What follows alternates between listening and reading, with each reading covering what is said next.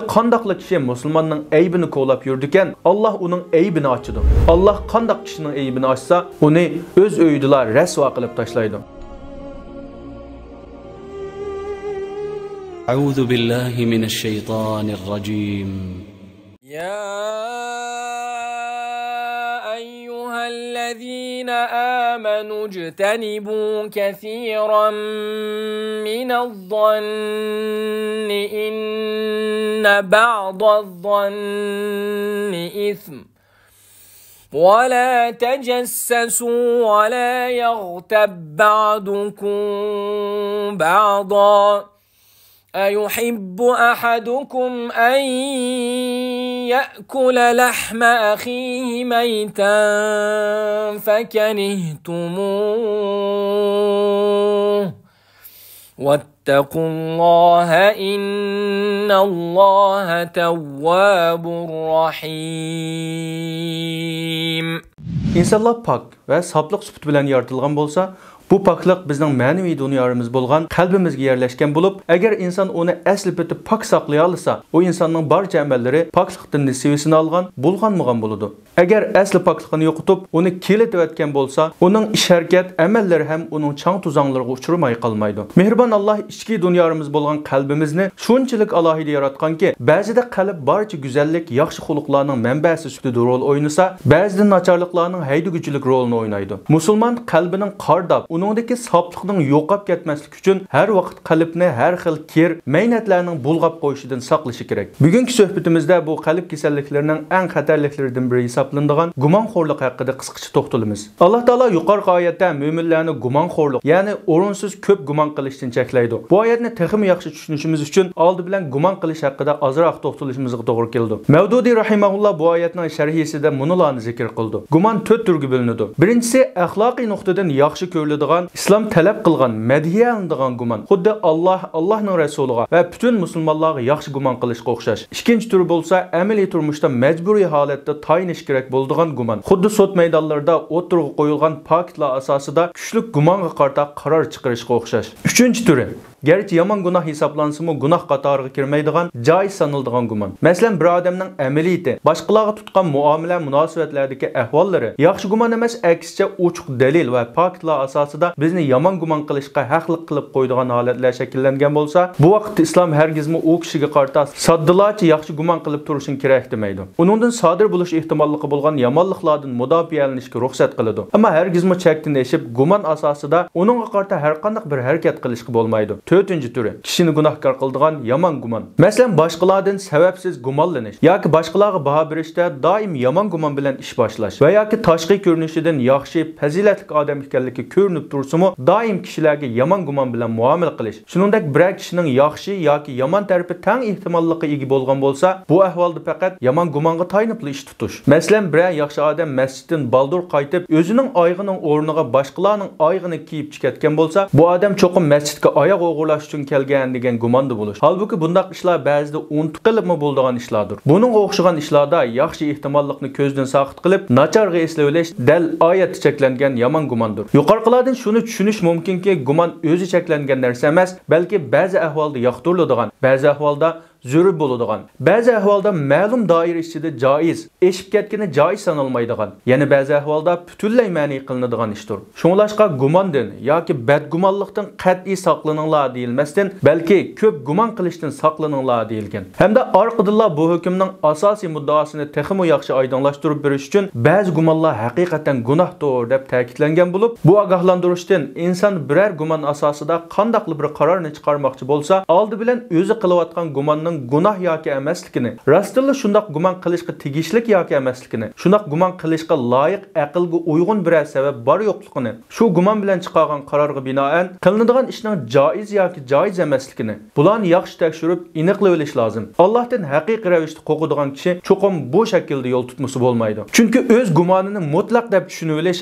Allohdan qo'rqmaydigan va oxiratdagi javobgarlikka pisand qilmaydigan kishilarning ishidir. Imom Ibn Qudama rahimahulloh Muxtasar Minhajul Qasidin nomli asarda musulmonlarga badgumon qilish haqida mundoq deydi. G'ayvat ba'zida qalb bilan qilinishi mumkin. Bu bo'lsa-mu musulmonlarga qarata badgumon qilishdir. Gumon nafs tayangan va qalb moyil bo'lgan narsadir. Biror musulmon haqida uning ahvolini har jihatdan to'g'ri tushunishga imkon, hech qanday ehtimol qolmoqdek darajada oydinlashmoqcha badgumon qilish haqqing yo'q. Lekin odil va insofli bir kishi sana uning nachorligidan xabar bersa va sening qalbingmi uni tasdiqlashga moyil bo'lsa, sen o'zurlik hisoblanasan. Chunki agar sen shundoq bir kishini yolg'onga chiqarsang, bu qatim uningga qarata ham badgumon qilgan bo'lasan. Birdan yaxshi gumon qilib, yana birdan yomon gumon qilish behojat. Aksiya ikkisining orasida dushmanlik va yoki hasad bor yo'qligini yaxshi tekshirib beqish kerak. Agar shundoq bo'lsa, bu shu sababli bir tuhmat bo'lib qolishi mumkin. U yana badgumondan saqlanishning choralari haqida to'xtalib mundoq deydi. Bir musulmon haqida ko'nglingga yomon xiyol kirsa, uningga ko'proq kuyingin. Uningga yaxshilik tilab duo qilgin. Chunki bundoq qilish shaytonning ochiqini keltirdi. Shaytonni sendan qochirdi. Shayton sening musulmon qarindishingga kuyinishing, uningga duo qilish bilan mashg'ul bo'lganligingdan qo'rqib, sana yomon xiyollarni keltira olmaydi. Bir musulmonning rostilla xatolashganligi jazmlashsa, uningga yo'shirin nasihat qilgin. Bilginki, ayib izlash gumonxo'rlikning natijasidir. Chunki qalb gumonga qanoat qilmaydi, balki tashirishni talab qiladi. Shuning uchun ayib izlash bilan mashg'ul bo'ladi. Mana bu cheklangan ishdir. Halbuki qusur izlash nihoyatda musulmonning sirini yechib tashlaydi. Kishi bir musulmonning aybini bilmasa, qalbida shu musulmonga nisbatan g'uborsiz tuyg'ularni bo'la oladi. Musulmon o'z qarindishiga yomon gumonda bo'lib qolmaslik uchun ularga qarata yaxshi gumonda bo'lishni odatiga aylantirish kerak. Chunki yomon gumondan kelib chiqqan natija hech qachon yaxshi gumonga o'xshash go'zal bo'lmaydi va qalbni xotirjam qilmaydi. Boshqalardan yaxshi gumon qilishga yordam bo'ladigan amallarni ko'p qilish orqali badgumondan yiroq turish osonlashadi. Bu amallar bo'lsa, birinchidan duo qilish. Duo barliq yaxshiliklarning ishidir. Payg'ambar alayhisalom Alloh taolodan har vaqt sog'lom qalb ato qilishini, har xil qalb kasalliklaridan poklanishni tilaydi. Ikkinchi, o'zini boshqalarning o'rniga qo'yib turib tushunish. Agar biror musulmondan uning so'z yo ish harakatlaridan yomon gumon qilib qolsak, bu gumonning u kishiga qanday aziyat yetkazadiganligini bilish, his qilish uchun o'zimizni uning o'rniga qo'yganimizda uning so'z va harakatiga qarata yaxshi gumonda bo'la olishimiz mumkin. Uchinchi, ishlarni yaxshi tarafga burab tushunish. Boshqalarning so'zlarini yaxshi tarafga burab tushunish bo'lsa, sahobalarning tutgan yo'lidir. Bu vaqtda Umar roziyallohu anhu mundaq deydi: "Mo'min qarindishingning og'zidan chiqqan so'zga yomon gumon qilmasdan yaxshi gumon qilsang, uningdagi yaxshiliklarni topa olaysan." To'rtinchi, boshqalar o'zirsi bo'lishi mumkin deb tushunish. Boshqalardan sizni bearam qiladigan har qanday gap so'zlar sodir bo'lsa, uning bu so'z va yoki harakatni qilishda o'zirsi bo'lishi mumkin deb o'ylash ham boshqalarga qarata yomon gumonda bo'lib qilishdan saqlab qoladi. Ibn Sirin rahimahulloh mundaq deydi: "Qarindishingning sen to'g'risida bir narsa deganlikka yetkazilsa, balki u gapni deyishida men bilmaydigan o'zirsi bo'lishi mumkin deb o'ylang" deydi. 5. Ko'nglidagi hukm qilishdan saqlanish. Boshqalarga sening niyating mundoq edi deb muomala qilishdan saqlanish. Bu bo'lsa boshqalarga yaxshi gumon qilishga yordamda bo'ladigan eng chong sabablarning biri hisoblanadi. Musulmon kishilarning niyatlarini Allohga qo'yish kerak. Chunki Alloh taolo bizning yomon gumondan yiroq bo'lishimiz uchun boshqalarning qalbidagining hisobini elishdan chekladi. 6. Yomon gumonning keltirib chiqaradigan natijalarini ko'z oldiga kelish. Inson ko'pincha so'z va ish harakatlarida maqsadsizlik xatolashib qoldi. Boshqalardan yomon gumon qilishga giribtor bo'lgan kishi ijtimoiy aloqa va kishilik turmushdagi eng yaqin kishilardan ayrilib qolgandan sirt, oxiri chiqmaydigan mavhum xiyollarga giribtor bo'lib tugishib ketadi. Bu nachar illatga mubtalo bo'lgan kishi o'zining gumonini rostga chiqarish, rostdek bayon qilish orqali boshqalarga tuhmat qiladi. Shayton insonning qon tomirlarida mangadi. Shundaqla shayton har vaqt musulmonlarni o'zaro tafriqchilik va zulmga sabab bo'ladigan ishlarga vasvasa qiladi. Shu mal'un shaytonning yo'liga ergishib qolmaslikning eng yaxshi usullaridan biri musulmonning boshqa musulmon qarindoshlariga qarata yaxshi gumon qilishidir. 7. Qalbni Allohni aslash, yod etish bilan mashg'ul qilish. Qalbning eng yaxshi uzuqlaridan biri bo'lsa, Allohni aslash, uningga shukr qilish, azobidan qo'rqib jannatiga intilishdir. Har vaqt pok, katta ibodatlar bilan mashg'ul bo'lgan bir qalbning o'z qarindoshlariga qarata badgumonda bo'lib o'ltirdiganga hech fursat bo'lmaydi. Ham Allohning muhabbati bilan to'lgan saf qalb bu xil nachar illatlarni hargizmi ichiga sig'dirmaydi. Oyatda Alloh taolo mo'minlarni yana boshqalarning ayblarini izlab gap yo'tkashdan qat'iy man'iy qiladi. Boshqalarning sirlarini qo'llab yurmanglar. Bir-biringlarning aybini izlamanglar. Boshqalarning ahvolini va muomala munosabatlarini surishtirib yurmanglar. Bundaq ish mayli badgumonlik asosida yoki badniyatlik asosida qilingan bo'lsin, mayli boshqalarni ziyon yetishtirish maqsadida yoki faqatla o'zining qiziqishi asosida qilingan bo'lsin, har qanday ahvolda shar'iy jihatdan man'iy qilingan ishdir. Mo'min hargizmi boshqalarning parda ishidagi ahvollarini aniqlab,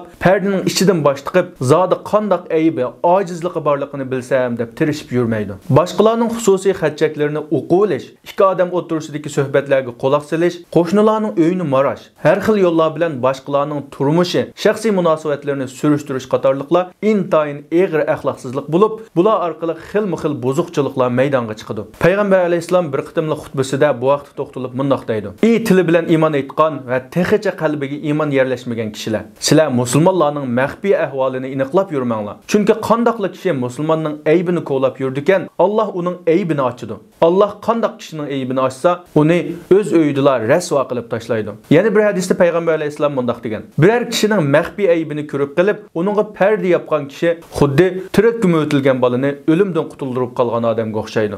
Aziz qarindoshlar, biz bugungi ahvolimizga bir qarab boqaylik. Biz bu oyatni, Robbimizning buyruqlarini hayotimizga elib kira oldikmi? Yoki atrofimizdagi muhit, texnik taraqqiyotlarning bizga sungan osonliklari, nachar xuluqlarning ayib sanalmasdan o'zgachilik, alohidilik sanaladigan holatlarning shakllanishi natijasida oyatdagi cheklamalarni hayotimizga singdirib o'tdikmi? Ijtimoiy taratqularning bizning mustaqillik ko'rishimizdagi har bir shaxs osonlikla ishlata oladigan eng unumli qurollarimizdan biri bo'lishiga qaramay, bugun biz bu qurolni bir-birimizning aybini izlash, yuz obro'yini to'kish, ularni sesitish, tillashish, pat-pat har xil yangi usullarda boshqalarni rasvo qilish, to'plashib o'zaro bir-biriga hujum qilishish, taraflarga bo'linib maxsus ayib nuqson qidirib chiqish ishlariga ishlatyapmiz. Bu millatning holi deb boshlab qaqshaydigan qarindishim. Bu millatning axloqi ana shunday kichik ishlardan boshlab buziladi. Bu millatning ittifoqsizligiga ana shuningdek kichik ishlar sababchi bo'ladi. Bu millat o'z orasida bir-biriga yaxshi gumon qila oladigan, bir-birining aybini, nachar tarafini emas, yaxshi taraflarini so'zlab, qarindoshlarini xursand qilish bilan,